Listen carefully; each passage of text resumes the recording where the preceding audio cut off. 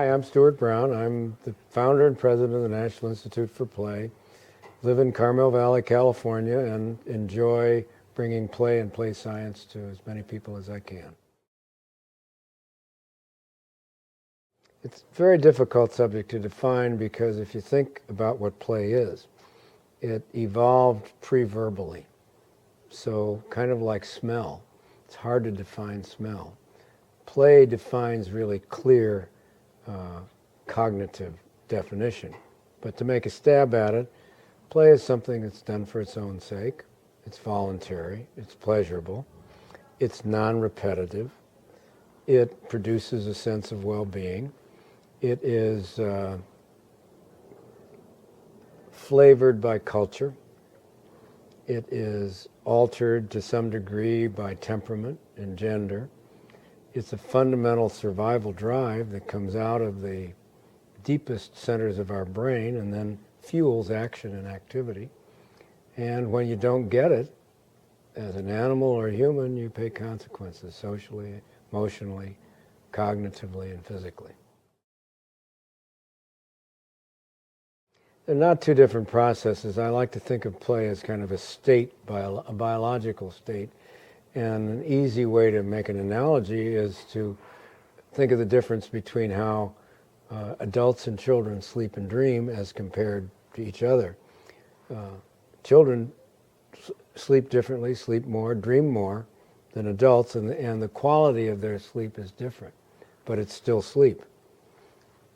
Human beings get into a state of play when they're little, and the form and what turns them on to play may be very different as a child or an adolescent as an adult, and yet the experience, the play state, which takes one out of a sense of time, is not associated with anxiety, where the act itself brings pleasure and brings meaning, is pretty much the same for a kid or an adult.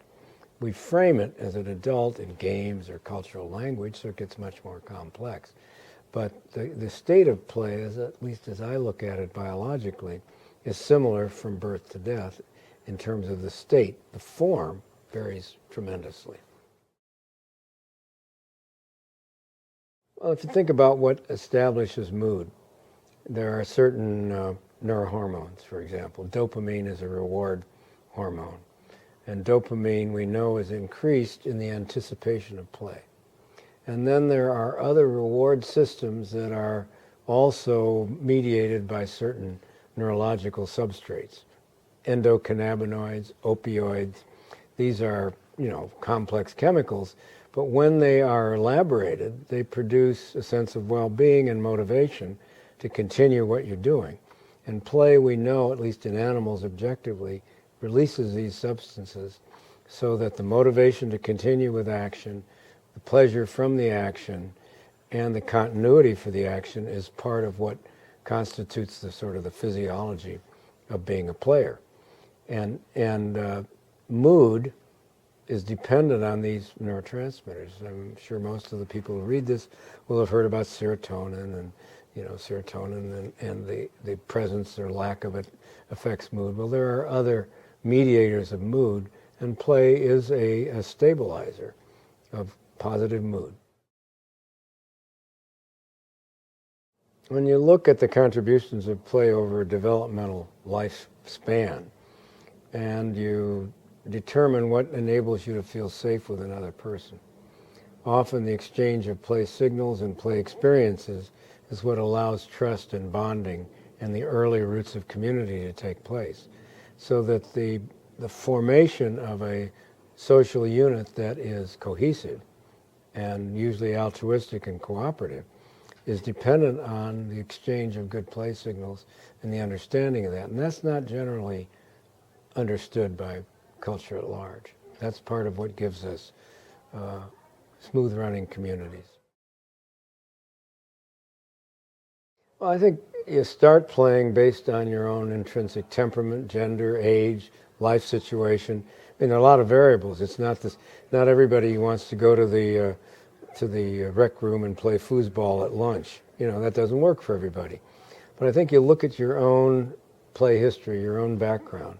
What is it that evoked joy and a sense of pleasure? And it may be music, it may be physical activity, it may be reading a novel, it may be collecting something, it may be picking up the telephone and talking to your best friend. I mean, there are lots of variations, but I think the important thing is to discover for yourself what works for you, and then honor that and activate that in the course of your life. If you don't, you're going to find you've got some smoldering depression, or your life is not going to have the same vitality and meaning. I really think the separation of work and play is an artificial and unnecessary separation. It's culturally sanctioned. It's so built into us, we think of the two as being separate. And yet, when I look at it from a public health standpoint, the incorporation of an experience of play during the day while you're working is, to me, really important. And really, it's like nutrition or exercise or sleep and dreams. It needs to be included and not set off for some 3-week vacation once a year.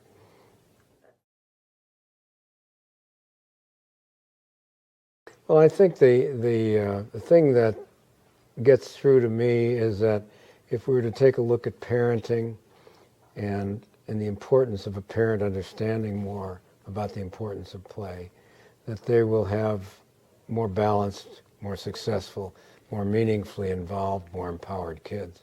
And if you think about play and education, the rapidity of learning and the contextual memory that comes from playful learning is terribly central to how we're designed to learn. We don't tend to think of that in our educational system. And then if you think about human relationships, what constitutes solidarity and continuity and a lack of hostility in a relationship? It's the ability to play together.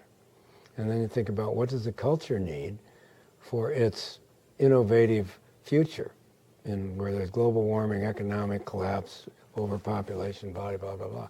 Part of the genesis of problem solving requires play. So I think all those need to be incorporated and brought into public policy and into public consciousness. And I hope the talk I gave here and what we're talking about will help that to happen.